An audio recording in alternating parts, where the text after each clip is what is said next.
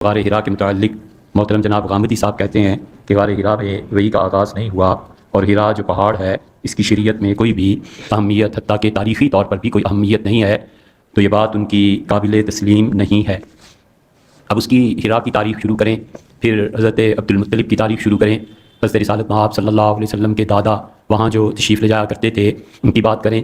وہاں اوپر ایک مقام ایسا ہے جہاں پہ غزوہ خندق ہوئی، اس کے اوپر ایک مقام ایسا ہے جس کے متعلق یہودیوں کا یہ خیال ہے اور بہت سے مسلمان مورخین کا بھی کہ وہ حضرت ہارون علیہ السلام کی قبر ہے۔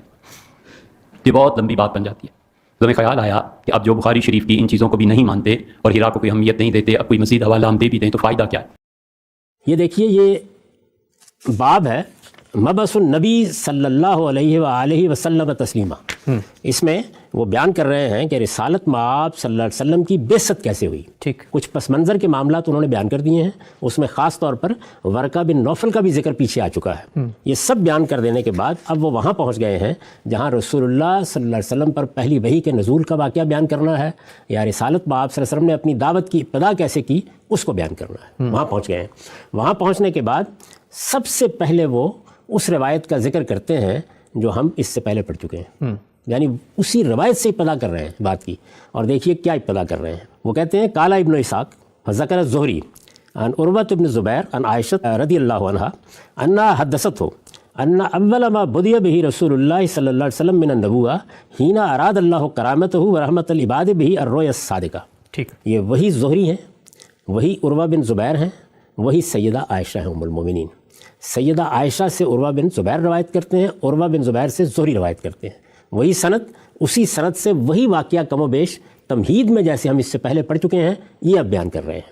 یہ کہتے ہیں کہ سیدہ نے یہ بیان فرمایا کہ پہلے پہل رسول اللہ صلی اللہ علیہ وسلم کے لیے نبوت کی ابتدا کیسے ہوئی، جب اللہ تعالیٰ نے یہ ارادہ کیا کہ وہ آپ کو یہ اعزاز بخشے، یہ شرف بخشے اور اپنے بندوں پر عنایت فرمائے۔ یعنی جب یہ فیصلہ کر لیا گیا تو پھر اس کی ابتدا کیسے ہوئی؟ وہ کہتے ہیں اس کی ابتدا الرؤیا الصادقہ، سچے خواب سے ہوئی۔ ٹھیک، یہی بات ہم اس سے پہلے وہاں بھی دیکھ چکے ہیں، یہ وہی روایت ہے کم و بیش، وہیں سے بات شروع ہو رہی ہے۔ لا یرا رسول اللہ صلی اللہ علیہ وسلم رویا فی نومہ الا جات کا فلک الصبح۔ رسول اللہ صلی اللہ علیہ وسلم اس زمانے میں جو رویا بھی دیکھتے، جو خواب بھی دیکھتے، سوتے میں جو مشاہدہ بھی کرتے، وہ بالکل ایسے ہوتا کہ جس طرح سپیدہ سحر ہے، ٹھیک، جیسے صبح کی روشنی پھیل گئی ہے، جیسے صبح کی نمود ہو گئی ہے۔ یہ الفاظ بخاری میں بھی تھے۔ یہی کم و بیش یہی الفاظ ہیں۔ قالت، وہ مزید بیان کرتی ہیں، وحبب اللہ تعالیٰ علیہ الخلوہ، یعنی اس کا رسول اللہ صلی اللہ علیہ وسلم کی طبیعت پر کیا اثر ہوا۔ ٹھیک، آپ کو رویا صادقہ کی سعادت حاصل ہونا شروع ہو گئی، یہ بالکل کا فلک صبح ہوتے تھے، یعنی جیسے صبح نمودار ہو گئی، جیسے صبح کی روشنی پھیل گئی۔ میں یہ عرض کر چکا ہوں وہاں پر بھی کہ اس کا مطلب کیا ہے، اس کا مطلب یہ ہے کہ جو عام طور پر خوابوں میں دھند سی ہوتی ہے وہ ختم ہو گئی، کوئی ابہام باقی نہیں رہا، نہایت واضح خواب اور سچے خواب آپ کو آتے تھے۔ ٹھیک، اس کا اثر کیا پڑا نبی صلی اللہ علیہ وسلم کی طبیعت پر؟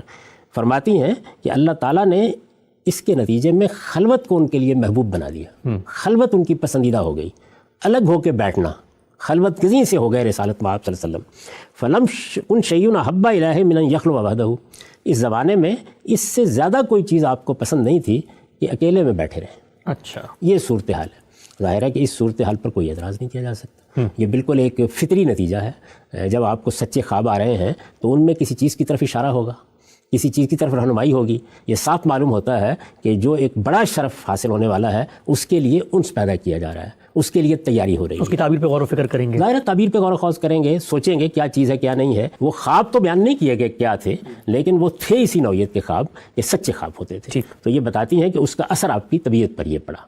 یہ بات وہاں بھی بیان ہوئی تھی، وہاں میں نے یہ عرض کیا تھا کہ اس کے اوپر کوئی اعتراض نہیں ہو سکتا، یہاں ذرا زیادہ وضاحت سے بیان ہوئی ہے۔ اس کے بعد یہ اس روایت کو بیان نہیں کرتے، یعنی کس کو بیان نہیں کرتے؟ یعنی یہ روایت وہی ہے نا، جی، وہی روایت جو ہم نے بخاری میں پڑھی۔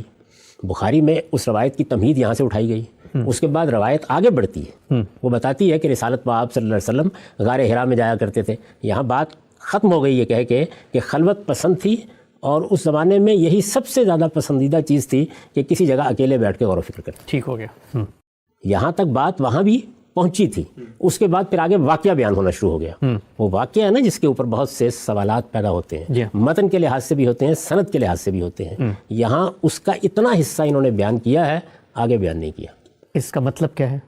یہ تو اب غور کرنا چاہیے نا، میں تو ابھی غور کی چیزیں بیان کر رہا ہوں. ٹھیک. یعنی اس کے بانی کیا ہے؟ اس کا مطلب یہ ہے کہ روایت کے اگلے حصے کو وہ قبول نہیں کر رہے ہیں. اچھا. میں نے گزارش کی تھی کہ میں آج اس پر تبصرہ کر رہا ہوں.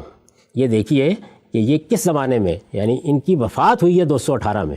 اس کا مطلب یہ ہے کہ دوسری صدی کے خاتمے پر کسی وقت یہ کتاب ترتیب دے رہے ہوں گے. تیسری صدی کی ابتدا میں اس وقت بھی انہوں نے اس روایت کے باقی حصے کو قبول نہیں کیا. واقف ہیں سیدہ عائشہ سے، عروہ بن زبیر سے، زہری سے، انہی کی روایت کا ابتدائی حصہ انہی کے ریفرنس سے لے بھی رہے ہیں. بالکل ایسے ہی میں نے بتا دیا نا آپ کو.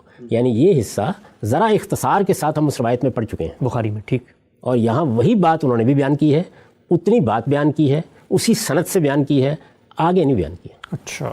یہ ایک پہلا بنیادی سوال جو ہے وہ آپ سامنے رکھیں. یعنی ایک فرق واقع ہو جائے نا. ایک سیرت نگار رسالت مآب صلی اللہ علیہ وسلم کی سیرت کے اس مقام پر پہنچ گیا ہے جہاں وہ بعثت کا واقعہ بیان کر رہا ہے. نبی صلی اللہ علیہ وسلم پیغمبر بنائے جا رہے ہیں. وہ جب وہاں پہنچتا ہے تو اس کا مطلب ہے روایت اس کے سامنے ہے، روایت اس نے دیکھی ہے، لیکن اس کے باوجود وہ روایت کو آگے نقل نہیں کرتا. ٹھیک. اس کے بعد انہوں نے ایک اور واقعہ نقل کیا ہے کہ کچھ اور واقعات بھی رسالت مآب صلی اللہ علیہ وسلم کو پیش آئے، وہ بھی اسی نوعیت کے ہیں.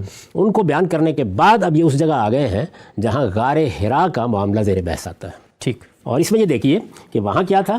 سیدہ عائشہ بیان کرتی ہیں ام المومنین، ان سے عروہ بن زبیر روایت کرتے ہیں، ان سے آگے ابن شہاب زہری. ٹھیک. واقعہ جس صورت میں بخاری نے نقل کیا، محدثین نے نقل کیا، وہ ہم دیکھ چکے، پڑھ چکے، اس پر جو اشکالات پیدا ہوتے ہیں وہ سب بیان کر چکے. ٹھیک. یہاں یہ واقعہ کون بیان کر رہا ہے؟ یہ وہب بن کیسان بیان کر رہے ہیں. اچھا. یعنی وہاں ابن شہاب زہری بیان کر رہے ہیں، یہاں وہب بن کیسان بیان کر رہے ہیں، اور وہب بن کیسان سے ابن اسحاق نقل کر رہے ہیں، اور ابن اسحاق سے آگے پھر یہ تنقیح کر کے اس واقعے کو ہم تک پہنچا رہے ہیں. ابن شام. ٹھیک. وحدثنی وہب بن کیسان، یعنی قال ابن اسحاق وحدثنی وہب بن کیسان. یہ وہب بن کیسان کون ہیں؟ ان کا آگے تعارف کرا دیا ہے کہ مولا آل زبیر. اب یہاں پر چند چیزوں کے بارے میں توجہ کیجیے. پہلی چیز یہ کہ وہاں کون تھے سیدہ عائشہ سے بیان کرنے والے؟ عروہ بن زبیر. ٹھیک. یہ کہتے ہیں کہ یہ وہب بن کیسان کون ہیں؟ یہ بھی آل زبیر کے آزاد کردہ غلام ہیں، گویا اسی فیملی میں رہے، اسی کا حصہ رہے. یعنی وہی خاندان ہے. ٹھیک. یہ خاندان کون سا ہے؟ یعنی سیدہ اسما کے شوہر ہیں حضرت زبیر، اور زبیر کے یا اسما رضی اللہ عنہ کے یہ دونوں کے یہ دو فرزند ہیں، عبداللہ بن زبیر، عروہ بن زبیر. وہاں عروہ بن زبیر روایت کر رہے ہیں اور سیدہ کے بھانجے ہیں. یہاں پر کون روایت کر رہا ہے یہ آگے واضح ہو جائے گا. یہ وہب بن کیسان روایت کر رہے ہیں اور یہ مولا آل زبیر ہیں. کالا، وہ کیا کہتے ہیں؟ سمیت عبداللہ ابن زبیر، کہ میں نے عبداللہ بن زبیر کو سنا. دوسرے بھائی کو. یہ دوسرے بھائی. ٹھیک. یعنی وہی خاندان. میں اس کے بارے میں عرض کر چکا ہوں کہ اس میں بھی کچھ سوالات پیدا ہوتے ہیں. یعنی یہ نہیں کہ اس روایت کے بارے میں کوئی سوالات نہیں ہوں گے، وہ ہوں گے، لیکن بحثیت مجموعی دیکھیے فرق کیا واقع ہونے والا ہے. سمیت عبداللہ ابن زبیر، میں نے عبداللہ بن زبیر کو سنا. کیا سنا؟ وہ یقول لعبید ابن عمیر ابن قتادۃ اللیثی، کہ وہ ایک جلیل القدر تابعی ہیں، عبید بن عمیر بن قتادہ اللیثی، ایک تابعی ہیں. ان سے وہ کہہ رہے ہیں. ٹھیک. کون کہہ رہا ہے؟ عبداللہ بن زبیر، عروہ بن زبیر کے بھائی، سیدہ عائشہ کے بھانجے. یہ وہی عبداللہ بن زبیر ہیں جنہوں نے حجاز میں اپنی حکومت قائم کر لی تھی. اچھا. سیدہ اسما کے بیٹے. میں یہ بتا چکا ہوں کہ سیدہ اسما 10 سال بڑی ہیں سیدہ عائشہ سے. وہی خاندان، صدیق کا خاندان بھی کہہ سکتے ہیں آپ. یعنی ظاہر ہے کہ وہ سیدہ بھی ان کی بیٹی ہیں، اسما بھی ان کی بیٹی ہیں. ٹھیک. تو یہ سب سے زیادہ واقف لوگ ہونے چاہیے نا. یہ کہتے ہیں کہ میں نے دیکھا کہ عبداللہ بن زبیر عبید بن عمیر بن قتادہ اللیثی سے کہہ رہے ہیں، حدثنا یا عبید کیف کان بدء مبتدی بہ رسول اللہ صلی اللہ علیہ وسلم من النبوہ. ذرا ہمیں آج وہ واقعات بتائیے کہ رسالت مآب صلی اللہ علیہ وسلم پر نبوت کی ابتدا کیسے ہوئی تھی. ہینا جاءہ جبریل علیہ السلام، جب جبریل علیہ السلام پہلی بار ان کے پاس آئے تھے. ٹھیک. یعنی وہ واقعہ ان سے پوچھ رہے ہیں. یہ میں پھر عرض کر دوں کہ سوالات یہاں بھی ہیں کہ آخر ان کے اپنے خاندان کا معاملہ ہے، ان کی اپنی ماں بھی اس سے واقف ہیں، اور سیدنا صدیق کا گھرانہ ہے، تو وہ کیوں ان سے پوچھ رہے ہیں ایک تابعی سے، باعث بیان کیا جا سکتے ہیں، لیکن فی الحال ان کو نظر انداز کر دیجیے. ہینا جاءہ جبریل علیہ السلام، جب جبریل علیہ السلام کی ان سے پہلی ملاقات، یعنی رسالت مآب صلی اللہ علیہ وسلم سے پہلی ملاقات ہوئی اور آپ کو نبوت کے منصب پر فائز کیا گیا، کیا واقعات ہوئی؟ قال فقال عبید، وہ عبید یعنی عبید بن عمیر، وہی تابعی، یہ بیان کرتے ہیں کہ عبید نے اب بیان کرنا شروع کیا. بانا حاضر، میں اس وقت موجود تھا. یعنی آپ دیکھیے کہ اس روایت میں کون لوگ ہیں جن کے سامنے یہ سب ہو رہا ہے, واقعہ بیان ہو رہا ہے. عبید بن عمیر بیان کر رہے ہیں, عبداللہ بن زبیر پوچھ رہے ہیں, یہ آل زبیر کے یعنی اسی خاندان کے آزاد کردہ غلام ہیں, یہ وہاں براہ راست بیٹھے ہوئے سن رہے ہیں. ٹھیک. یہ کہتے ہیں کہ قال فقال عبید وانا حاضر یحدث عبداللہ ابن زبیر ومن عنده من الناس, یعنی وہ ان کی فرمائش پر جب انہوں نے ان سے درخواست کی کہ ہمیں ذرا وہ واقعہ سنائیے تو انہوں نے بیان کرنا شروع کیا. عبداللہ بن زبیر کو بھی وہ یہ واقعہ سنا رہے تھے, اور وہاں کچھ اور لوگ بھی تھے, جتنے لوگ بھی وہاں بیٹھے ہوئے تھے ان کو انہوں نے یہ واقعہ سنانا شروع کیا. کون سا واقعہ؟ وہی پہلی وہی کا واقعہ. ٹھیک. اب واقعہ دیکھیے کہاں سے شروع ہوتا ہے. کان رسول اللہ صلی اللہ علیہ وسلم یجاور فی حرا من کل سنۃ شہرا. رسول اللہ صلی اللہ علیہ وسلم ہر سال 1 ماہ کے لیے حرا میں اعتکاف فرماتے تھے. اعتکاف فرماتے. اب یہ دیکھیے اس میں کیا چیز واضح ہو گئی. میں نے سوالات اٹھائے تھے کہ یہ پتہ نہیں چلتا کہ رسالت میں آپ صلی اللہ علیہ وسلم کیا وہاں میڈیٹیشن کے لیے جاتے تھے, مراقبے کے لیے جاتے تھے, کوئی غور و فکر کی مجلس تھی, کیا چیز تھی. یہاں لفظ استعمال ہو گیا. عربی زبان میں جس طرح جاورہ یجاور جو ہے اعتکاف کے لیے آتا ہے, اسی طرح خود اعتکاف کا لفظ بھی مستعمل ہے. ٹھیک.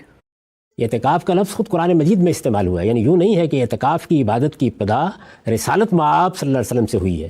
قرآن مجید یہ بیان کرتا ہے کہ سیدنا ابراہیم علیہ السلام نے جب بیت اللہ کی بنیاد رکھی, یعنی رسول اللہ صلی اللہ علیہ وسلم کی بعثت سے کوئی 2000 سال پہلے جب اس کی بنیاد رکھی, تو اس موقع پر اللہ تعالیٰ نے انہیں ہدایت کی کہ میرے اس گھر کو تم دونوں یعنی ابراہیم بھی اور اسماعیل بھی علیہ السلام پاک رکھیں گے. کس لیے؟ للطائفین والعاکفین والرکع السجود, طواف کرنے والوں کے لیے, اعتکاف کرنے والوں کے لیے, رکوع کرنے والوں کے لیے, سجود کرنے والوں کے لیے. تو اعتکاف ایک قدیم ترین عبادت ہے. اب اس سے وہ عقدہ حل ہو گیا. یعنی معلوم ہوا کہ رسالت مآب صلی اللہ علیہ وسلم سے پہلے جو دین ابراہیمی کی روایت تھی اس میں بھی اعتکاف کی عبادت اسی طرح موجود تھی. میں لوگوں کو ایک طویل عرصے سے یہ بتا رہا ہوں کہ ہمارے دین کی ابتدا, اس کی سنن کی ابتدا رسول اللہ صلی اللہ علیہ وسلم سے نہیں ہوئی. یہ تو اصل میں دین ابراہیمی کی روایت ہے. حج ہو رہا تھا, عمرہ ہو رہا تھا, احرام باندھے جا رہے تھے, لوگ عرفات میں جا رہے تھے, وہ سب کچھ جو اب ہم کرتے ہیں یہ سب موجود تھا. نمازیں پڑھی جا رہی تھی, روزے رکھے جا رہے تھے. اسی طریقے سے یہ معلوم ہوتا ہے کہ اعتکاف کی روایت بھی موجود تھی. ٹھیک. اب جیسے ہی آپ نے اعتکاف کا لفظ سن لیا تو یہ معلوم ہو گیا کہ یہ در حقیقت اسی طرح کا معاملہ تھا جیسے کہ ہم بھی ہر سال اعتکاف کرتے ہیں. خود رسالت مآب صلی اللہ علیہ وسلم اس کے بعد بھی اعتکاف کرتے رہے اور باقاعدگی سے کرتے تھے. یعنی زمانہ نبوت میں بھی ہر سال آپ نے اعتکاف کیا ہے, اور یہ اعتکاف 10 دن کا بھی ہوتا تھا. بعض روایتوں میں 20 دن کا ذکر بھی آتا ہے. پہلے عشرے میں ہوا, درمیان کے عشرے میں ہوا, آخری میں ہوا, یعنی یہ سب چیزیں روایتوں میں مل جاتی ہیں. تو اعتکاف ایک عبادت ہے جو دین ابراہیمی میں اسی طرح مشروع عبادت ہے جس طریقے سے نماز ہے, روزہ ہے, حج ہے, قربانی. تو حرم کو چھوڑ کے غار حرا میں اعتکاف کیوں کرتے تھے؟ اب ظاہر ہے کہ یہ سوال پیدا ہوتا ہے کہ حرم کو چھوڑ کر وہاں جانے کی کیا وجہ ہوئی. میں نے جب اس کا تھوڑا سا تفاحص کیا تو بہت سے شواہد اس کے مل گئے کہ یہ روایت آپ کے دادا کے زمانے سے چلی آ رہی تھی. یعنی عبد المطلب یہی کیا کرتے تھے. وہ بھی اسی طرح سے حرا میں, اس غار میں یا اس پہاڑ پر چلے جاتے تھے اور وہاں جا کے اعتکاف کرتے تھے.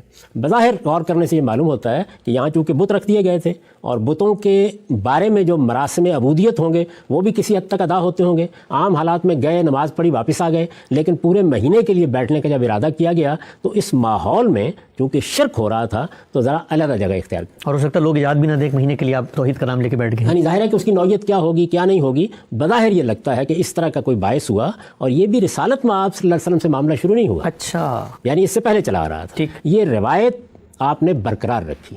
اس میں آگے چل کے آپ دیکھیں گے کہ یہ یوں نہیں تھا کہ کوئی آدمی جا کے اکیلا بیٹھ جاتا تھا, اہل و عیال کے ساتھ جاتے تھے. اچھا. یہ آگے خود ابن ہشام آپ کو بتائیں گے. اہل و عیال کے ساتھ جاتے تھے. وہاں جا کے صرف یہ نہیں کہ کہیں بیٹھ کے کوئی مراقبہ ہو رہا ہوتا تھا. اعتکاف میں جیسے ہم اللہ کو یاد کرتے ہیں, غور و فکر کرتے ہیں, جو بھی اس زمانے میں دین حنیفی کی روایت رہی ہوگی یا دین ابراہیمی کی, اس کے مطابق یہ عبادت کی جاتی, اور اس میں غریبوں کو خاص طور پر کھانا کھلانے اور ان کی مدد کرنے کا معاملہ بہت سرگرمی کے ساتھ ہوتا. اچھا. یہ عبد المطلب بھی کرتے تھے, ان کے بعد بھی جاری رہا. رسالت مآب صلی اللہ علیہ وسلم نے بھی اپنے خاندان کی اس روایت کو برقرار رکھا.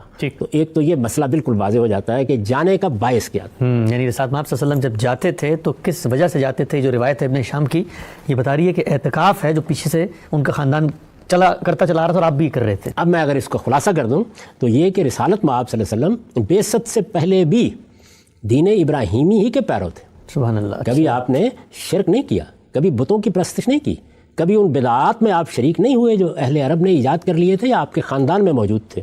اس زمانے میں بھی آپ اسی کے پیرو تھے، اور دین حنیفی کے پیرووں کی ایک پوری جماعت رہی ہے جس کا ذکر خود ابن ہشام نے اس سے پیچھے کیا ہے۔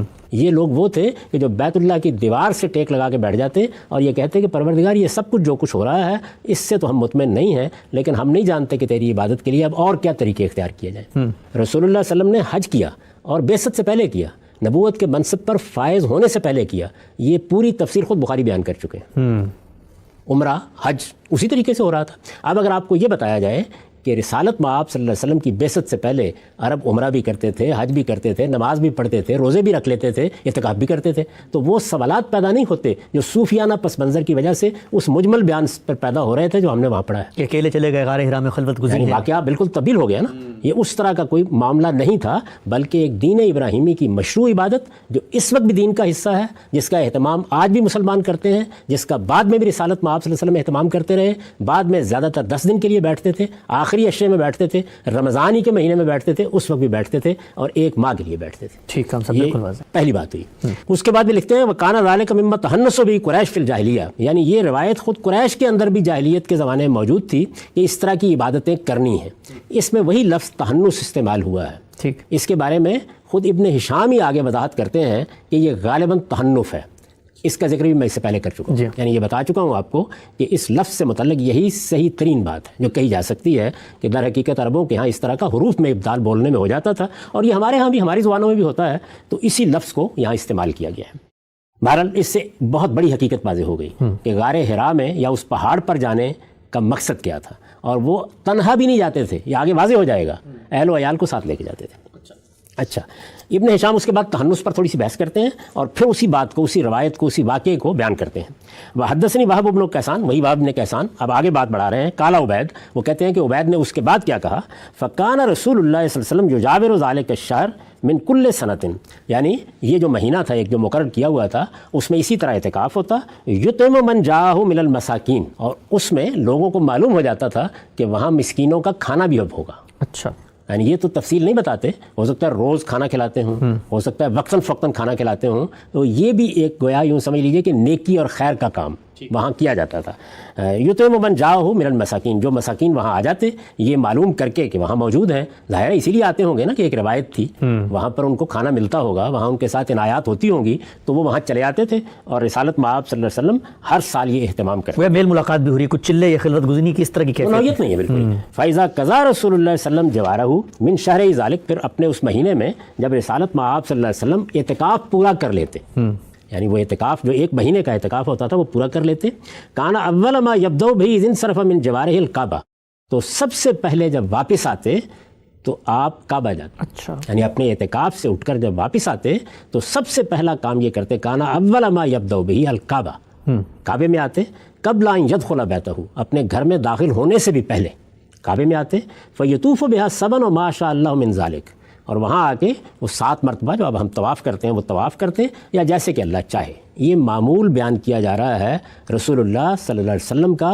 بعثت سے پہلے۔ ٹھیک، یعنی ہر سال 1 مہینے کا اعتکاف، اس میں مسکینوں کو کھانا کھلانا، یہ اعتکاف اہل و عیال کے ساتھ ہوتا تھا، یہ دین ابراہیمی کی روایت کے مطابق کیا جاتا تھا۔ اس سے واپس آ کر سیدھے کعبہ میں جاتے تھے، گھر میں داخل ہونے سے بھی پہلے، اور وہاں جا کے طواف کرتے تھے۔ ٹھیک، ثم یرجع الی بیتہ، پھر اس کے بعد گھر لوٹ آتے، حتی اذا کان الشہر الذی اراد اللہ تعالی بہ فیہ ما اراد من کرامتہ من سنۃ التی بعثہ اللہ تعالی فیہا، اب وہ جب مہینہ آ گیا جس میں اللہ تعالیٰ نے یہ چاہا کہ اب رسالت میں آپ صلی اللہ علیہ وسلم کو یہ عزت بخشی جائے، یہ شرف بخشا جائے، وہ سال آ گیا کہ جس میں اب آپ کو مبعوث کرنا ہے، جب وہ وقت آ گیا، یعنی ایک معمول جاری ہے، اس میں اب وہ مہینہ آ گیا، یہ مہینہ بھی رمضان ہی کا آیا ہے، وذالک الشہر شہر رمضان، یہ مہینہ کون سا تھا؟ رمضان کا مہینہ۔ ٹھیک، یعنی اس سے پہلے آپ یہی معمول رکھتے تھے، یہاں تک کہ پھر وہ وقت آ گیا کہ جس میں اب اللہ تعالیٰ یہ عزت آپ کو بخشنے کا فیصلہ کر رہے ہیں، جب آپ کو نبوت کے منصب پر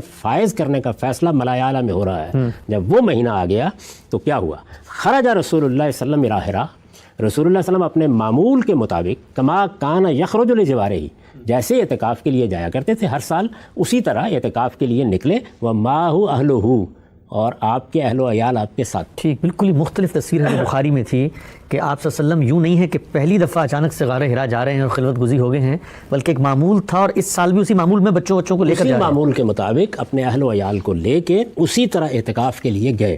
خرج رسول اللہ صلی اللہ علیہ وسلم الی ہرا کما کان یخرج لجوارہ ومعہ اہلہ. ٹھیک، یعنی یہ دونوں باتیں بیان کر دی ہیں انہوں نے. جیسے پہلے سے معمول تھا کما کان یخرج لجوارہ، جیسے اعتکاف کے لیے پہلے جایا کرتے تھے ویسے ہی اعتکاف کے لیے ہرا میں گئے. آپ کے اہل و عیال آپ کے ساتھ تھے. حتی اذا کانت اللیلہ التی اکرمہ اللہ فیہا برسالتہ، یہاں تک کہ وہ رات آ گئی جس میں اللہ تعالیٰ نے آپ کو رسالت کا شرف عطا فرمایا، رسالت کی عزت عطا فرمائی. ورحم العباد بہا، اور اس طرح اپنے بندوں پر رحمت فرمائی. رحمت للعالمین ہے نا، یعنی اللہ تعالیٰ نے جب انسانوں پر رحمت فرمانے کا فیصلہ کیا تو رسالت میں آپ کی بعثت ہوئی. اللہ نے جب اپنا کرم کرنے کا فیصلہ کیا تو اب وہ رات آ گئی. یعنی اس میں دیکھیے کہ جتنی باتیں بیان ہوئی ہیں، جتنا حصہ ابن ہشام نے زہری کے روایت کا لیا ہے اس پر بھی کوئی اعتراض نہیں. یہ جانے کا معاملہ ہی بالکل واضح ہو گیا کہ یہ دین ابراہیمی کی روایت کے تحت اعتکاف تھا. یہ بھی معلوم ہو گیا کہ وہاں جا کے کوئی مراقبہ نہیں ہو رہا تھا بلکہ نیکی کے کام ہو رہے تھے، اللہ کو یاد کیا جا رہا تھا اور اس کے ساتھ یتیموں مسکینوں کو کھانا کھلایا جا رہا تھا. اہل و عیال کے ساتھ ہر سال جانے کا معمول تھا. یہ روایت دادا کے زمانے سے چلی آ رہی تھی، بلادری نے اس کو بیان کر دیا ہے. یہاں تو یہ بیان نہیں ہوئی بات، لیکن اس کو لوگ دیکھ سکتے ہیں. یہ سب باتیں واضح ہو گئیں. اب اس کے بعد دیکھیے کہ وہ رات آ گئی، وہی رات جس میں انہوں نے بیان کیا تھا کہ پہلی وحی آئی یا جبریل امین نے پہلی مرتبہ ملاقات کی. وہ رات آ گئی. جاءہ جبریل علیہ السلام بامر اللہ تعالیٰ، اللہ کے حکم کے مطابق اب جبریل آپ کے پاس آئے. قال رسول اللہ صلی اللہ علیہ وسلم، اس سے پہلے یہ روایت صیغہ غائب میں ہو رہی تھی.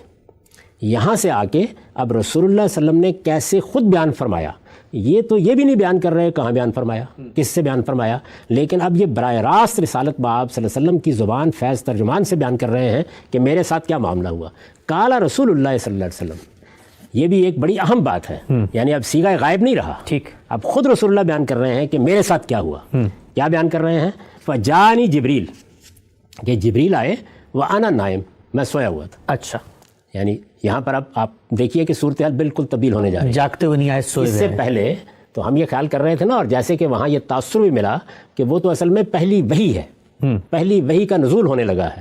اب پیچھے مڑ کے دیکھیے، رسالت مآب صلی اللہ علیہ وسلم کو سیدہ عائشہ بیان کرتی ہیں کہ رؤیا صادقہ، اچھے خواب، سچے خواب یہ آ رہے تھے. انہی خوابوں کے سلسلے کا ایک اور خواب آ رہا ہے. خواب آ رہا کا ذکر یہاں پر نہیں ہے ابھی. یہ ابھی میں جب روایت پڑھوں گا تو بالکل واضح ہو جائے گا کہ یہ سارا معاملہ کیسے ہوا. اچھا. فجانی جبریل، رسول اللہ صلی اللہ علیہ وسلم نے بیان فرمایا کہ جبریل آئے، وانا نائم، میں سویا ہوا تھا. جبریل کیا لے کے آئے؟ وہاں پر اس کا کوئی ذکر نہیں تھا.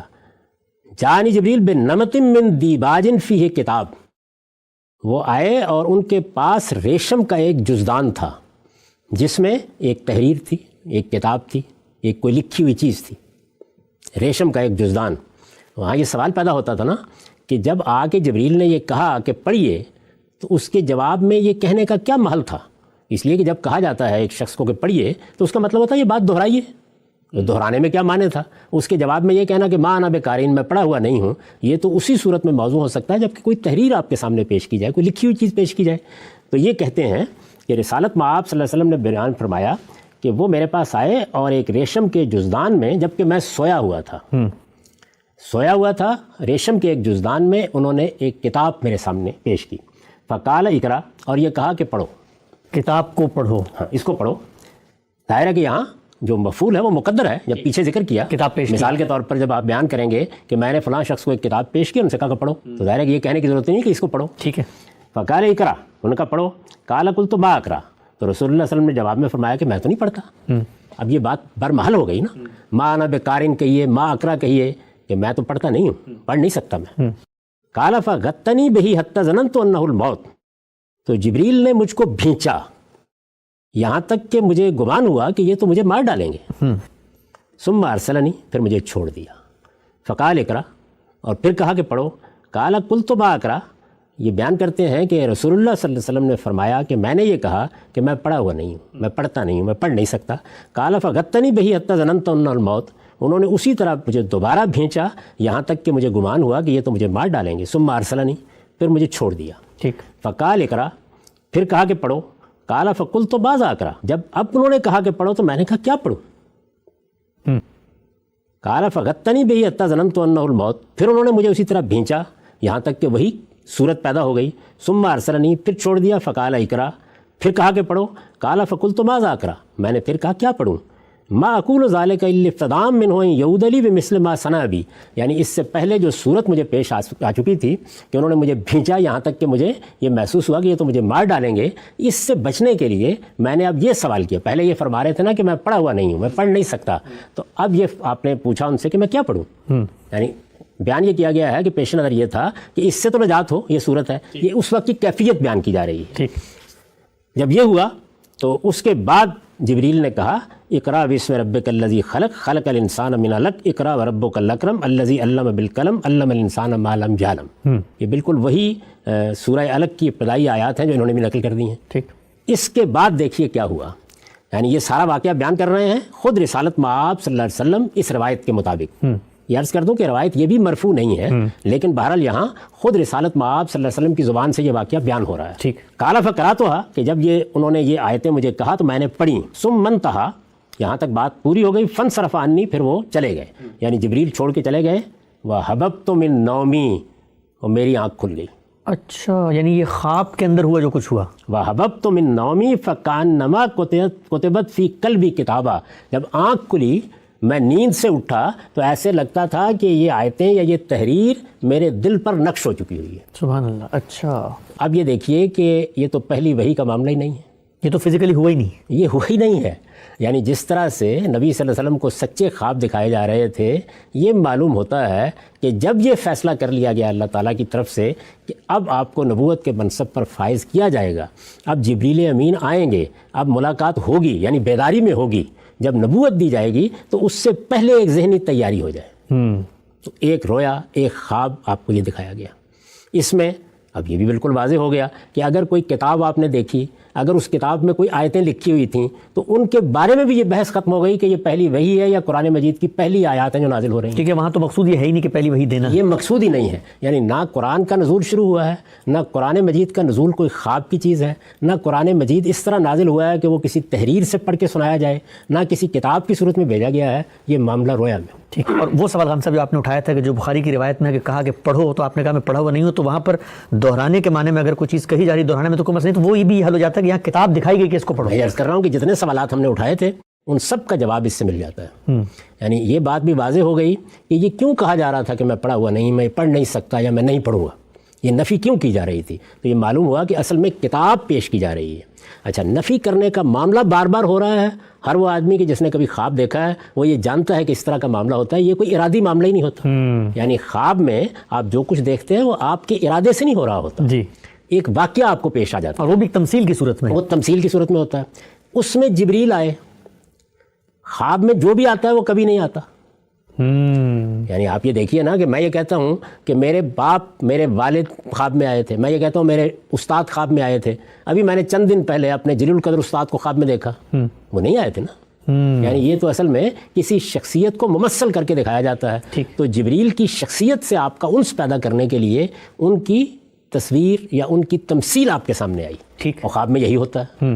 خوابوں پر ہم اس سے پہلے اسراء و معراج میں بہت گفتگو کر چکے ہیں. یعنی اس میں حقائق نہیں آتے سامنے، حقائق کی تمثیل سامنے آتی ہے. تو آپ دیکھیے کہ اب یہ روایت کتنی معنی خیز ہو گئی ہے. یعنی آپ کو جبریل سے ایک خواب میں، ایک رویا میں مانوس کیا گیا، آپ کو قرآن سے مانوس کیا گیا، آپ کو قرآن جو کچھ بعد میں اپنے موقع پر نازل ہونے والا ہے اس کا کچھ حصہ پڑھ کے سنایا گیا، یا آپ نے اس کو پڑھا یا جبریل کے پیچھے دہرایا. تو گویا کیا چیز آپ کو دی جانے والی ہے، کہاں سے آئے گی، کون دے گا آگے، اس کا ایک تمثیلی سا پہلو آپ کے سامنے آ گیا. حامدی صاحب، بہت ہی اہم جگہ پر ہم پہنچ چکے ہیں، اور یہ جگہ ایسی ہے کہ جہاں پر ایک بہت بڑا سوال، ایک شاکنگ جو کہتے ہیں ایک چیز ریویل ہوئی ہے کہ یہ واقعہ، یہ معاملہ ایک دوسری روایت کے تحت خواب میں ہوا تھا.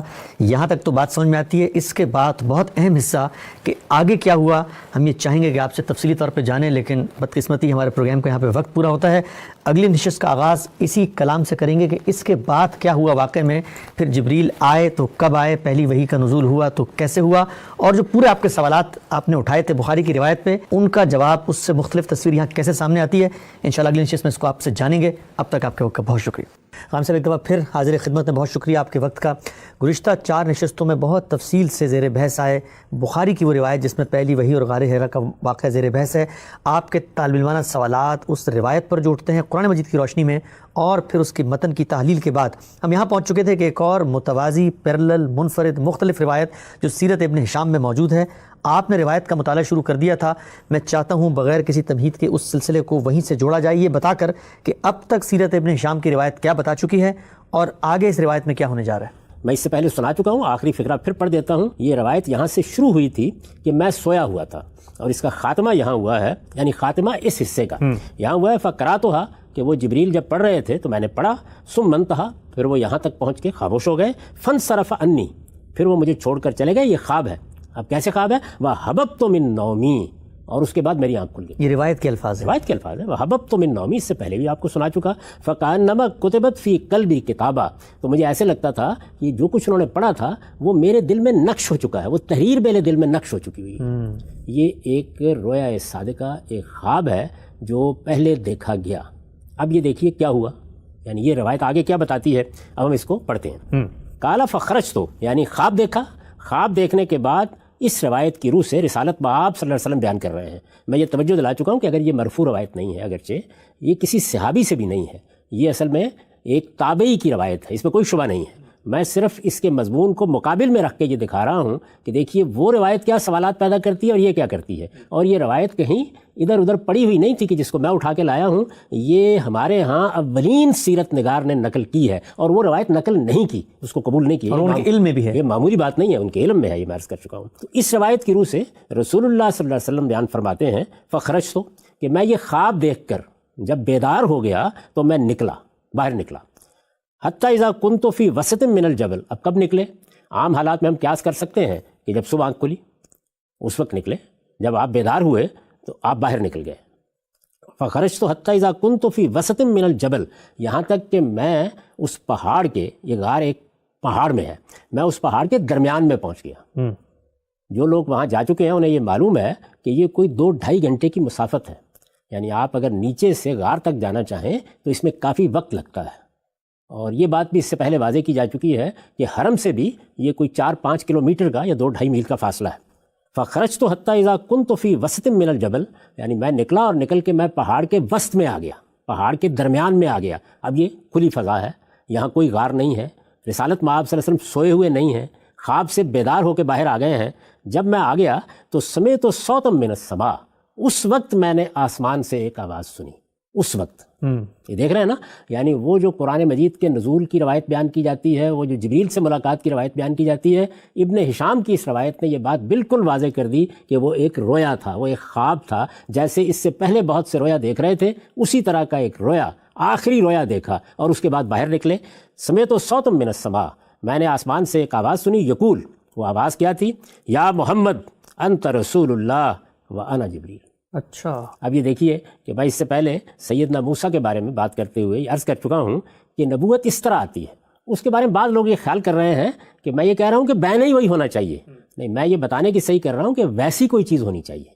جب کسی کو پیغمبر بنایا جائے گا تو پیغمبر کون بنائے گا، کون اطلاع دے گا؟ اللہ تعالیٰ براہ راست دیں گے تو اللہ تعالیٰ کو اپنا تعارف کرانا چاہیے، جبریل آئیں گے تو جبریل کو اپنا تعارف کرانا چاہیے، اور سب سے پہلی بات کیا کہنی چاہیے؟ وہ کہنی چاہیے یا اس سے ملتی جلتی بات کہنی چاہیے جو سیدنا موسیٰ کو کہی گئی کہ میں نے تمہارا انتخاب کر لیا ہے۔ یہ آپ جانتے ہیں کہ انتخاب، استفاء، یہ اس طرح کی جتنی تعبیریں ہیں وہ قرآن مجید کی روح سے نبوت کے لیے منتخب کرنے کے لیے آتی ہیں۔ تو انہوں نے کیا کہا؟ یا محمد انت رسول اللہ، آپ اللہ کے رسول بنا دیے گئے ہیں۔ یہ پہلی بات کہی انہوں نے، یہی ہونی چاہیے، یہی کہنی چاہیے، انت رسول اللہ، آپ اللہ کے رسول بنا دیے گئے ہیں۔ اور دوسری بات کیا ہے؟ وانا جبریل، اور میں جبریل امین۔ اور اس روایت میں تو یہ ابہام تھا کہ پتہ ہی نہیں چل رہا تھا کہ کون آیا، یہ معلوم ہی نہیں تھا کہ کون آیا، کون گیا، کس نے آ کے بات کی، یعنی وہاں تو یہ نوعیت تھی، اور اس پہ کوئی اعتراض نہیں جب وہ خواب تھا، وہ رویا تھا، اس لیے کہ رویا میں ہم وہ تمام کیفیات جو وہاں بیان ہوئی ہیں ان سے گزر سکتے ہیں، ٹھیک، اس میں کوئی معنی نہیں ہے۔ رویا میں کسی نے مجھے بھیج دیا، میں نے کوئی کتاب دیکھی، مجھے کوئی چیز پڑھنے کے لیے کہا گیا، یہ سب چیزیں ہو سکتی ہیں۔ وہاں سے نبوت نہیں شروع ہوئی، یہ ہے نبوت کی ابتدا۔ یا محمد انت رسول اللہ، اے محمد آپ اللہ کے رسول بنا دیے گئے ہیں، وانا جبریل، اور میں جبریل ہوں۔ وہاں کیا تھا؟ آپ نے دیکھا ہوگا اللہ تعالیٰ نے فرمایا انی ان اللہ، میں اللہ ہوں، میں اس کائنات کا خالق ہوں۔ میں کائنات کا پروردگار بات کر رہا ہوں، اپنا تعارف کرایا، اور اس کے بعد سیدنا موسیٰ سے یہ کہا کہ تمہارا انتخاب کر لیا گیا ہے۔ یہاں جبریل نے اپنا تعارف کرایا، اور کہاں کرایا؟ کھلے آسمان، پہاڑ کے وسط میں کھڑے ہیں، کوئی ابہام نہیں، کوئی دھند نہیں، کسی غار میں نہیں، کوئی بھینچ نہیں رہا، کچھ نہیں ہے، میں جبریل ہوں اور آپ کو اللہ کا رسول بنا دیا گیا ہے۔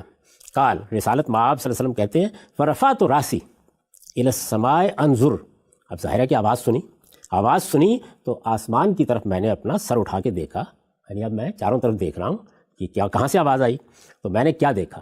فَإِذَا جِبْرِيلُ فِي صُورَةِ رَجُلٍ صَافٍ قَدَمَيْهِ فِي أُفُقِ السَّمَاء، یعنی میرے سامنے یہ تو جبریل ہے، اس سے پہلے جبریل کا ایک تعارف ہو چکا ہے نا خواب میں، اب انہوں نے اپنا نام بھی بتا دیا، یعنی خواب میں آپ کسی حد تک مانوس ہو چکے ہیں، اب انہوں نے اپنا نام بتا دیا، تو یہ کیا ہے؟ فَإِذَا جِبْرِيلُ فِي صُورَةِ رَجُلٍ صَافٍ قَدَمَيْهِ فِي أُفُقِ السَّمَاء، یعنی آسمان کے آفاق میں سامنے جو افق نظر آ رہا ہے، قرآن مجید میں بھی آپ دیکھیں گے کہ جب اس کو بیان کیا ہے تو یہ کہا ہے کہ افق اعلیٰ پر نمودار ہوئے، وہاں بہت غیر معمولی وضاحت ہے، اس روایت میں جو کچھ ہے وہ میں عرض کر رہا ہوں۔ وہ جبریل ایک آدمی کی صورت میں ہے، دونوں پاؤں ملائے ہوئے آسمان کے افق پر چھائے ہوئے، یہ صورتحال ہے۔ یقول، اور کہہ رہے ہیں یا محمد انت رسول اللہ وانا جبریل، آپ اللہ کے رسول بنا دیے گئے ہیں اور میں جبریل امین ہوں۔ قال فوقفت انظر الیہ، تو بیان کیا ہے کہ میں کھڑا دیکھتا رہا، وقفت انظر الیہ، کوئی گھبراہٹ نہیں، کوئی بے چینی نہیں، کوئی اضطراب نہیں، کچھ نہیں، میں کھڑا دیکھتا رہا۔ فما اتقدم وما اتاخر، نہ میں آگے قدم بڑھاتا ہوں نہ میں پیچھے قدم ہٹاتا ہوں، یعنی جہاں تھا وہاں میں کھڑا رہا اور دیکھتا رہا۔ وجعلت اصرف وجهي عنه في آفاق السماء، اور میں ان سے نگاہ ہٹا کے آسمان پر بھی نگاہ ڈالتا تھا، ظاہر ہے کہ یہی ہونا چاہیے، یعنی آپ کو جبریل نظر آ رہے ہیں تو آپ دیکھتے ہیں اچھا اور کیا ہے، کیا صورت پیدا ہو گئی ہے۔ قال فلا انظر في ناحية منها الا رأيته كذلك، تو میں جہاں کہیں بھی نگاہ ڈالتا ہوں انہی کو اس طرح دیکھتا ہوں، یعنی اور کوئی چیز نہیں ہے، وہ ہیں اور سامنے میرے کھلا افق ہے۔ فما زلت واقف ما تقدم امامی وما ارجع ورائی، میں اسی طرح کھڑا رہا، نہ ڈر کے بھاگے، نہ گھر میں آئے، نہ یہ کہا کہ زملونی، میں اسی طرح کھڑا رہا۔ ما تقدم امامی، نہ میں آگے قدم بڑھاتا ہوں، وما ارجع ورائی، نہ پیچھے جاتا ہوں۔ حتی باست خدیجہ تو رسلہا فی طلبی، یہاں تک کہ خدیجہ نے اپنے کچھ پیغام بر میری تلاش میں بھیجے۔ سیدنا خدیجہ نے رسالت مآب صلی اللہ علیہ وسلم کی تلاش میں کچھ لوگوں کو بھیجا، چونکہ آپ غار سے نکلے تھے اس کے بعد یہ واقعہ ہوا، ٹھیک؟ ہم یہ پہلے جان چکے ہیں کہ وہ ساتھ تھیں، غار میں تھیں، گھر میں نہیں تھیں، انہوں نے پیغام بر بھیجے، اس سے معلوم ہوا کچھ اور لوگ بھی وہاں موجود تھے، یعنی وہ وہاں سے جا کے مکے سے تو پیغام بر نہیں لائی ہوں گی نا، اور لوگ بھی موجود تھے۔ حتی باست خدیجہ تو رسلہا فی طلبی، یہاں تک کہ خدیجہ نے کچھ پیغام بر اپنے بھیجے میری تلاش میں۔ فبلغوا اعلی مکہ، وہ مکہ کے بالائی حصے تک گئے، ورجعوا الیہا، اور پھر ان کے پاس لوٹ بھی آئے، ظاہر ہے کہ وہ کسی اور راستے سے گئے ہوں گے دیکھنے کے لیے کہ کہاں ہے۔ وانا واقف فی مکانی ذالک، اور میں اپنے اسی مقام پر کھڑا ہوں۔ وانا واقف فی مکانی ذالک، یعنی میں اسی طرح کھڑا ہوں اور دیکھ رہا ہوں، نہ میں نے آگے قدم بڑھایا نہ میں پیچھے قدم ہٹاتا ہوں۔ ثم منصرف عنی، پھر جبریل مجھ سے چلے گئے۔ اچھا، یہ مشاہدہ ہے، ٹھیک، یہ مشاہدہ پہلی بار ہوا، اس طریقے سے جبریل امین نے تعارف کرایا، اس روایت کے مطابق۔ قرآن مجید سے اس کی مزید تفصیلات سامنے آئیں گی۔ یہ اس طریقے سے ہوا، اس طرح آپ کھڑے رہے، کوئی تردد نہیں ہوا، کوئی آنکھ نہیں جھپکی، دیکھا، سنا، اور جو بات ہوئی وہ کیا تھی؟ ایک یہ بات بتائی گئی کہ میں کون ہوں، وہاں کیا بات بتائی گئی تھی؟ میں اللہ ہوں، یہاں بتایا گیا میں جبریل امین ہوں۔ دوسرے یہ کہ آپ اللہ کے رسول بنا دیے گئے ہیں، یعنی منصب کی خبر دی گئی، کوئی قرآن نہیں پڑھایا گیا، کوئی قرآن مجید کی پہلی سورہ نہیں نازل ہوئی، کچھ نہیں ہوا، یعنی تعارف ہوا، اس منصب پر فائز ہونے کی خبر دی گئی، جبریل امین نے اپنے بارے میں بتا دیا۔ اب اس کے بعد دیکھیے رسالت مآب صلی اللہ علیہ وسلم اس روایت کی روح سے کیا کرتے ہیں۔ وانصرفت راجعا الی اہلی، اس کے بعد میں اپنے گھر والوں کی طرف لوٹ آیا، یعنی سیدہ خدیجہ ہے نا، بچے بھی ہوں گے۔ وانصرفت راجعا الی اہلی، میں اس کے بعد اپنے گھر والوں کی طرف لوٹ آیا۔ حتی اتیت خدیجہ، یہاں تک کہ میں خدیجہ کے پاس پہنچ گیا۔ فجلست الی فخذھا مضیفا الیہا، اور پھر ان کی ران کے ساتھ ٹیک لگا کے آ کے بیٹھ گیا۔ فقالت، انہوں نے مجھے دیکھا تو کہا یا ابا القاسم، اے ابو القاسم، یہ رسالت مآب صلی اللہ علیہ وسلم کی کنیت ہے۔ ٹھیک، رسالت مآب صلی اللہ علیہ وسلم کا پورا نام ہے ابو القاسم محمد احمد۔ ابو القاسم کنیت ہے، محمد لقب ہے، اور احمد نام ہے، یہ میں اس سے پہلے بھی بتا چکا ہوں۔ فقالت یا ابا القاسم، انہوں نے کہا اے ابو القاسم، این کنت، آپ کہاں رہ گئے، کہاں تھے آپ؟ فواللہ لقد باسط رسلی فی طلبک، بخدا میں نے تو اپنے پیغامبر آپ کی تلاش میں بھیجے، حتیٰ بلغو مکہ و رجعوا لی، وہ مکہ تک گئے، مکہ کے بالائی علاقے تک پیچھے بیان ہو چکا ہے، لوٹ بھی آئے اور آپ نہیں ملے، اور آپ آئے بھی نہیں واپس۔ ثم حدثتها بالذی رأیت، اس کے بعد رسول اللہ صلی اللہ علیہ وسلم فرماتے ہیں کہ جو کچھ میں نے دیکھا تھا وہ میں نے خدیجہ سے بیان کیا۔ وہاں کیا تھا؟ وہاں یہ تھا کہ گھبرائے ہوئے آئے، آ کر کہا زملونی، مجھے اڑا دو، کچھ چادریں ڈالی گئیں، ہم نے یہ سب اس روایت میں پڑھا جی۔ اس کے بعد ذہب عنہ الرو، کچھ خوف کی جو کیفیت طاری ہو گئی تھی وہ دور ہوئی۔ یہاں کوئی شائبہ نظر آتا ہے اس کا؟ کوئی خوف، کوئی تردد، کوئی اضطراب، کوئی بے چینی، کوئی پریشانی، کوئی کمبل اڑانے کی درخواست، کچھ بھی نہیں ہے۔ یہ دیکھیے کیا گفتگو ہو رہی ہے۔ ثم حدثتها بالذی رأیت، پھر جو کچھ میں نے دیکھا تھا وہ میں نے ان کو بیان کیا۔ فقالت، تو انہوں نے کہا ابشر یا ابن عم، میرے چچا کے بیٹے خوش ہو جاؤ، وثبت، اور ثابت قدم رہو۔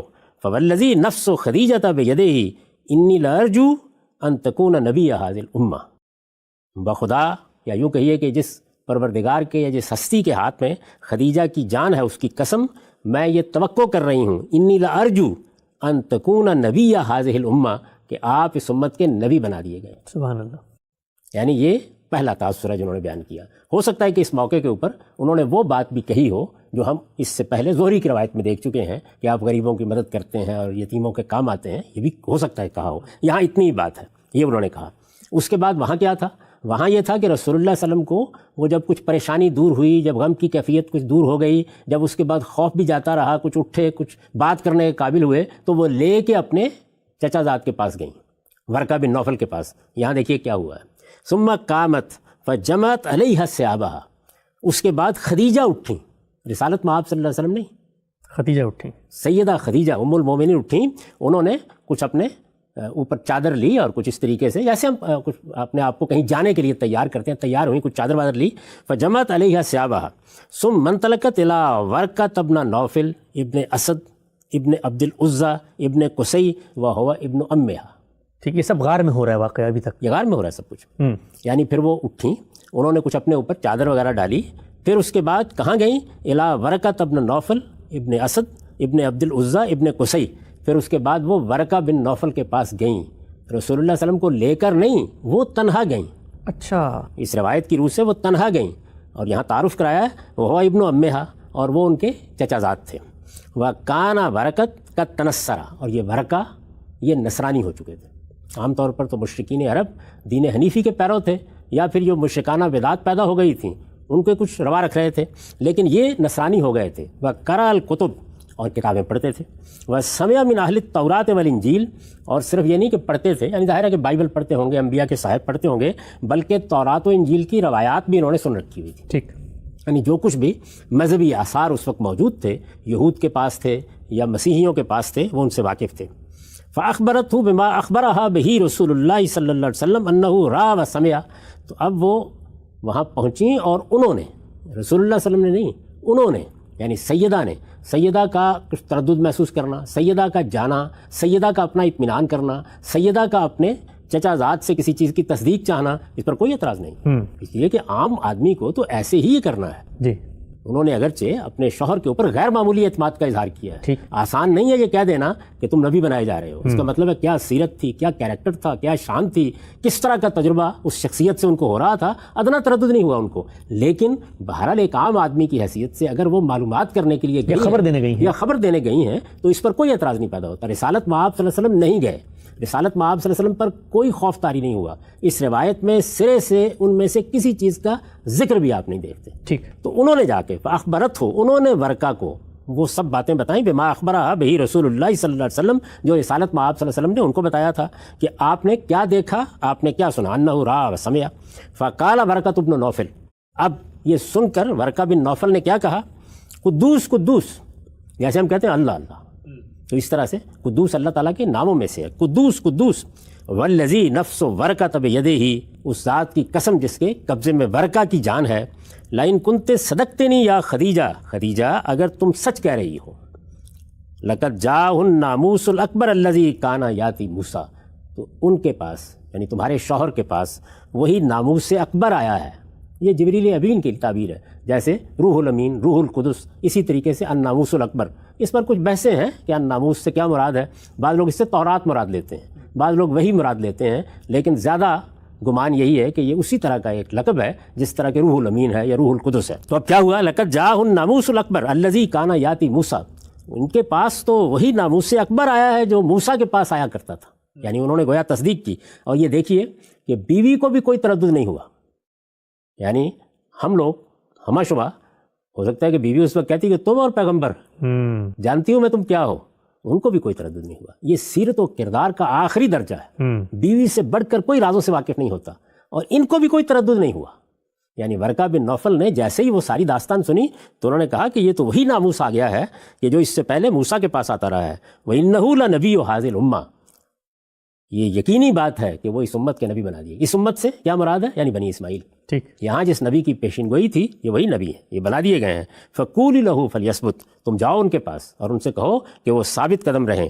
فَرَجَتْ خدیجہ، اب یہ دیکھیے رسول اللہ ساتھ نہیں ہے، کوئی بات آپ کے ساتھ نہیں ہوئی، آپ کو کوئی تردد پیش نہیں آیا، وہ آپ کو لے کر نہیں گئیں، انہوں نے واقعہ سنا، رسالت میں آپ صلی اللہ علیہ وسلم کی تحسین کی، یہ کہا کہ آپ اللہ کے پیغمبر بنائے گئے ہیں، اس کے بعد خود گئی ہیں، چادر لے کر وہ خود گئی ہیں اور وہاں جا کر انہوں نے یہ ساری اطلاع دی ہے۔ فرجت خدیجہ الی رسول اللہ صلی اللہ علیہ وسلم، تو یہ سن کر یعنی ورقہ سے ملنے کے بعد خدیجہ رسول اللہ صلی اللہ علیہ وسلم کے پاس واپس تشریف لائیں۔ فاخبرتہ بقول ورقہ ابن نوفل، اور آ کے انہوں نے ورقہ ابن نوفل کی یہ بات سنائی۔ ٹھیک، یعنی یہ سارا قصہ انہوں نے سنایا۔ فاخبرتہ بقول ورقۃ ابن نوفل، ورقہ بن نوفل کی یہ ساری بات انہوں نے رسول اللہ صلی اللہ علیہ وسلم کو سنائی۔ فلما قضا رسول اللہ صلی اللہ علیہ وسلم جوارہ، پھر اس کے بعد جب رسول اللہ صلی اللہ علیہ وسلم نے اپنا اعتکاف پورا کر لیا، یعنی خدیجہ واپس غار حرا میں آئی ہیں، سیدہ خدیجہ وہیں تھے نا، یعنی میں یہ عرض کر چکا کہ اہل و عیال کے ساتھ گئے ہوئے تھے، وہیں خواب دیکھا، وہیں باہر نکلے، وہیں پہاڑ کے درمیان میں گئے، وہیں جبریل سے پہلی ملاقات ہوئی، وہیں یہ خبر دی گئی کہ آپ کو اللہ کا رسول بنا دیا گیا ہے، یہ سب واقعہ وہیں ہوا۔ سیدہ خدیجہ وہاں سے ورقہ بن نوفل کے پاس گئیں، ظاہر ہے کہ مکے میں گئی ہوں گی، وہاں سے واپس تشریف لائیں، وہیں واپس تشریف لائیں۔ رسالت میں آپ صلی اللہ علیہ وسلم اعتکاف میں تھے، یہ اعتکاف آپ نے ختم نہیں کر دیا اس واقعے کے بعد، بلکہ یہ روایت بتا رہی ہے کہ انہوں نے یہ یعنی رسالت میں آپ صلی اللہ علیہ وسلم نے یہ اعتکاف پورا کیا۔ فلما قضا رسول اللہ صلی اللہ علیہ وسلم جوارہ، جب رسول اللہ صلی اللہ علیہ وسلم نے اپنا اعتکاف پورا کر لیا، 2 دن باقی تھے، 3 دن باقی تھے، یعنی یہ واقعہ 21 رمضان کو ہوا، 23 کو ہوا، کسی وقت ہوا۔ جب یہ واقعہ ہوا تو اس کے بعد بھی کوئی گھبراہٹ نہیں، کوئی اضطراب نہیں، کوئی پریشانی نہیں، یہ نہیں کہ سامان اٹھایا اور پریشان ہو کر وہاں سے واپس آ گئے، کچھ بھی نہیں ہوا۔ اعتکاف رسالت میں آپ صلی اللہ علیہ وسلم نے پورا کیا، پورا کرنے کے بعد واپس ہوئے۔ فلما قضا رسول اللہ صلی اللہ علیہ وسلم جوارہ، پھر جب رسالت میں آپ صلی اللہ علیہ وسلم نے اعتکاف پورا کر لیا، وانصرفا، اور اس کے بعد لوٹے تو آپ خیال کر رہے ہوں گے کہ سیدھے ورقہ بن نوفل کے پاس گئے، نہیں، جب آپ لوٹے ثنا کما کانا یسنا، تو وہی کیا جو اس سے پہلے کیا کرتے تھے۔ حرم میں جاتے کیا کیا کرتے تھے؟ یہ ہم پڑھ چکے اس سے پہلے کہ آپ سیدھے کعبہ میں جاتے تھے، وہاں جا کے طواف کرتے تھے، گھر میں داخل ہونے سے پہلے طواف کرتے تھے، پھر اپنے گھر جایا، یعنی جس رب کعبہ کے لیے اعتکاف کر رہے تھے اسی کی طرف واپس اسی کی طرف گئے۔ یہی طریقہ تھا، یہ اس سے پہلے ہم دیکھ چکے کہ یہی معمول تھا، چنانچہ یہی ہوا۔ تو اس کے بعد دیکھیے وانصرفا ثنا کما کانا یسنا، وہی کیا جو اس سے پہلے کرتے تھے۔ بدا بالکعبہ، کعبے سے ابتدا کی، فطاف بہا، اور اس کا طواف کیا۔ فلقیہ ورقۃ ابن نوفل وہو یطوف بالکعبہ، تو اب وہاں پر ورقہ ابن نوفل سے ملاقات ہو گئی۔ اچھا، اور یہ ملاقات ظاہری بات اتفاقی ہوئی ہوگی؟ اتفاقاً ہوئی، یہ آگے بیان کر رہے ہیں کیسے ہوئی۔ وہو یطوف بالکعبہ، اتفاق کی بات ہے کہ وہ بھی کعبے کا طواف کرنے کے لیے وہیں آئے ہوئے تھے اور طواف کر رہے تھے۔ یعنی یہ یوں نہیں ہے کہ رسالت میں آپ صلی اللہ علیہ وسلم ان کے گھر ملنے کے لیے گئے ہیں یا ان کو بلایا ہے، رسالت میں آپ صلی اللہ علیہ وسلم واپس پہنچے، اپنے معمول کے مطابق جیسے اعتکاف کرتے تھے، اعتکاف کے بعد کعبے میں جاتے تھے، جس طرح وہاں طواف کرتے تھے، طواف کرنے کے لیے پہنچے، اور یہ بھی معمول تھا، کوئی نئی بات نہیں تھی۔ تو ورقہ بن نوفل بھی طواف کرنے کے لیے آئے ہوئے تھے، وہاں ملاقات ہو گئی۔ فقال یا ابن اخی، انہوں نے دیکھا تو کہا کہ بھتیجے، اخبرنی بما رأیت و سمعت، یعنی اس سے پہلے وہ سیدہ خدیجہ سے ساری کہانی سن چکے تھے، سارا قصہ سن چکے تھے، تو انہوں نے کہا کہ بھتیجے مجھے ذرا بتاؤ کیا دیکھا، کیا سنا، کیا فطری چیز ہے، ایسے ہی ہونا چاہیے۔ یعنی جب اب براہ راست ملاقات ہو گئی ہے تو وہ پوچھیں گے نا کہ ذرا اب تم خود اپنی زبان سے بتاؤ کیا دیکھا، کیا سنا۔ فاخبرہ رسول اللہ صلی اللہ علیہ وسلم، تو رسول اللہ صلی اللہ علیہ وسلم نے وہ ساری داستان، وہ سارا قصہ ان کو بھی بتایا، ان کو بھی وہ بات بتائی کہ کیسے میری ملاقات ہوئی۔ ظاہر ہے کہ یہاں بھی کسی خواب کا ذکر نہیں ہے، بلکہ وہ ملاقات بتائی کہ کیسے جبریل امین کو میں نے دیکھا ہے، انہوں نے کس طرح مجھے یہ بشارت دی ہے، کیسے یہ کہا ہے کہ آپ اللہ کے رسول بنا دیے گئے ہیں، اپنا تعارف کیسے کرائیں۔ بخاری کی روایت میں تھا کہ وہ ایک طریقے سے تصدیق کروانے کے لیے جا رہے ہیں، جبکہ یہاں جو صورت ہے صورتحال بالکل الگ تھی نا، یعنی پیغمبر آئے ہیں واپس، پیغمبر بنا دیے گئے ہیں اور واپس آئے ہیں تو کانپ رہے ہیں، لرزتے کانپتے واپس آئے ہیں، زملونی زملونی کہہ رہے ہیں۔ اس کے بعد میں نے آپ سے عرض کیا کہ وہ جو خوف کی کیفیت ہے، وہاں روایت میں الفاظ یہ تھے وہ دور ہوئی، تو اس کے بعد سیدہ خدیجہ لے کے گئی ہیں کہ وہ چونکہ آسمانی کتابوں سے بھی واقف ہیں، کچھ وحی کی تاریخ سے بھی واقف ہیں، وہ لوگوں سے بہت سی باتیں سنتے بھی رہتے ہیں، وہ یہود اور نصارہ کے ہاں جو روایات ہیں ان کی واقفیت بھی حاصل کر چکے ہیں، تو وہ تسلی دیں گے۔ وہاں تو تصویر یہ سامنے آتی تھی، یہاں ان میں سے کچھ بھی نہیں ہوا۔ یعنی رسالت مآب صلی اللہ علیہ وسلم نے اعتکاف پورا کیا، ایسا بھی نہیں ہوا کہ اعتکاف چھوڑ کر آ گئے، اعتکاف پورا کیا، معمول کے مطابق واپس آئے، جس طرح پہلے اس سے پہلے جب آتے تھے تو سیدھے بیت اللہ میں جاتے تھے، بیت اللہ میں گئے، وہاں طواف کرنا تھا، طواف کرنے کے لیے اب گئے تو وہیں ورقہ بن نوفل طواف کر رہے تھے، تو وہاں یہ سارا واقعہ ہوا۔ اس کے بعد کیا ہوا؟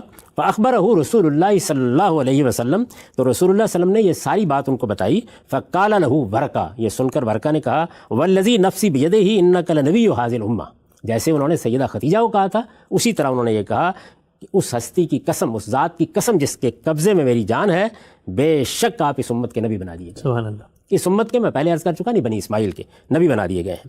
وَلَقَدْ جَاءَكَ النَّامُوسُ الْأَكْبَرُ، اور آپ کے پاس وہی ناموس اکبر آیا ہے، وہی روح القدس آیا ہے، وہی جبریل امین آیا ہے، الذی جاء موسیٰ، جو موسیٰ کے پاس آیا تھا۔ اس کے بعد انہوں نے کہا وَلَتُكَذَّبَنَّ وَلْتُوزَيَنَّ وَلْتُخْرَجَنَّ وَلَتُقَاتَلَنَّ، یقیناً تمہیں جھٹلا دیا جائے گا، لا ریب تمہیں اذیتیں دی جائیں گی، اس میں کوئی شک ہی نہیں کہ تمہیں تمہاری بستی سے، تمہاری قوم سے باہر نکال دیا جائے گا، یہ لوگ تمہارے ساتھ لڑیں گے، تمہارے ساتھ جنگ و جدال برپا ہو جائے گا۔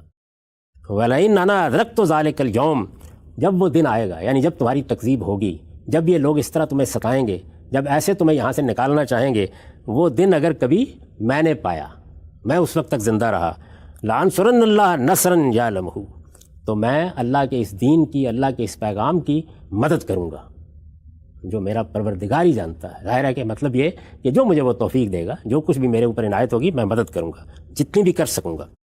لَأَنْصُرَنَّ اللَّهَ نَصْرًا يَعْلَمُهُ ثُمَّ أَدْنَىٰ رَأْسَهُ، اس کے بعد انہوں نے بہت محبت کے ساتھ، جیسے کہ بزرگ عام طور پر کرتے ہیں، رسالت مآب صلی اللہ علیہ وسلم کا سر پکڑ کے اپنی طرف جھکایا، ثُمَّ أَدْنَىٰ رَأْسَهُ مِنْهُ، پھر رسالت مآب صلی اللہ علیہ وسلم کا سر انہوں نے پکڑ کر جھکایا، فَقَبَّلَ يَعْفُوخَ، اور سر کے درمیان میں، سر کے وسط میں کر کے بوسہ دیا محبت سے، شفقت سے۔ ثُمَّ انصرف رسول اللہ صلی اللہ علیہ وسلم إِلَىٰ مَنزِلِهِ، اس کے بعد رسول اللہ صلی اللہ علیہ وسلم اپنے گھر لوٹ آئے۔ ٹھیک، یہاں یہ روایت ختم ہوتی ہے۔ اب ذرا یہ دیکھیے اور تقابل کر کے دیکھیے کہ کیا زمین و آسمان کا فرق ہے اس روایت میں اور اس روایت میں۔ یعنی وہاں ہم نے کیا کچھ دیکھا، رسالت مآب صلی اللہ علیہ وسلم لرزتے کانپتے واپس آئے، سیدہ خدیجہ سے یہ کہا ہے کہ مجھے کمبل اڑا دیے جائیں، کچھ خوف دور ہوا تو اس کے بعد سیدہ لے کے ورقہ بن نوفل کے پاس گئی ہیں، انہوں نے تسلی دی، اور پھر اس کے بعد ہم نے وہ داستان سنی، وہ دل خراش داستان کہ وہی میں انقطاع ہو جاتا تھا اور کسی پہاڑ کی چوٹی پر جا کر خودکشی کرنے کی کوشش کرتے تھے، یہاں تک کہ جبریل امین آتے اور تسلی دیتے، اور خودکشی کرنے کی یہ کوشش بارہا کی گئی۔ وہاں صورتحال یہ تھی۔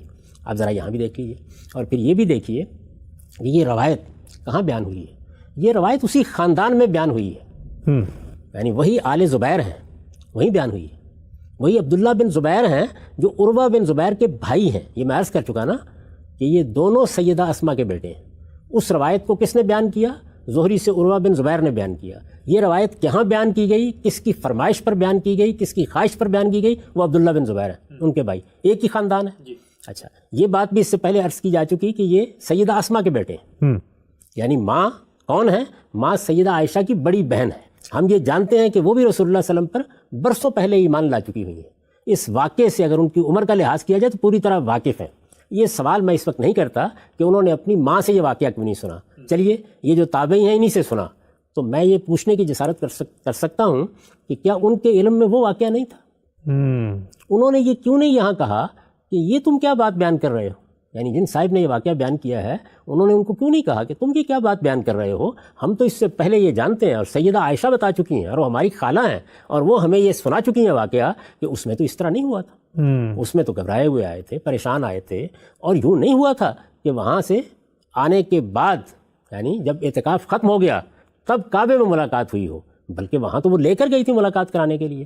یعنی دونوں واقعات میں زمین آسمان کا فرق ہے، اتنا تضاد ہے. یہ تضاد اگر وہ واقعہ ان کے علم میں ہے تو کیوں وہ یہ نہیں کہتے کہ یہ واقعہ تم کیا سنا رہے ہو؟ بہت اہم سوال. یعنی یہ ایک اہم سوال ہے. تقابل کریں گے نا ہم. اللہ تعالیٰ نے اگر کچھ تھوڑا بہت علم و عقل دیا ہے تو یہ پوچھے گا آدمی، میرے ہی خاندان میں بیٹھ کر آپ ایک کہانی یا ایک واقعہ سنا رہے ہیں اور اس سے بالکل مختلف واقعہ اسی خاندان میں سنایا جا رہا ہے، تھوڑی دیر کے لیے مان لیں تو یہ کیا چیز ہے؟ یعنی ان کے درمیان مطابقت کیسے پیدا کریں گے؟ ٹھیک. یا ان دونوں روایات میں آپ کوئی مطابقت کی صورت تلاش کر سکتے ہیں؟ نہیں. یعنی ان دو چیزوں کو اکٹھا کر سکتے ہیں؟ یہ کہہ سکتے ہیں کہ رسالت میں آپ صلی اللہ علیہ وسلم نہیں گئے، سیدہ خدیجہ تنہا گئی تھیں، اور پھر دوسری جگہ یہ بیان کریں کہ نہیں وہ تو رسول اللہ کو لے گئی تھی. ایک جگہ یہ بیان کریں کہ انہوں نے جا کر کسی قسم کے اضطراب کا اظہار نہیں کیا بلکہ اس طرح کی گفتگو کی، اور دوسری جگہ یہ بیان کریں کہ یہ کہا کہ زملونی. ان کے مابین کوئی مطابقت پیدا نہیں کی جا سکتی. یہ ایک بات ابن ہشام نے قبول نہیں کیا. یہ دوسری بات، اور اسی خاندان میں بیٹھ کر وہ واقعہ سنایا جا رہا ہے جس خاندان سے ہمیں وہ روایت پہنچی ہے، اور کوئی تردید نہیں کرتا. عبداللہ بن زبیر تردید نہیں کرتے. انہیں چاہیے تھا نا کہ یہ تابعی ہیں، روک دیتے ان کو.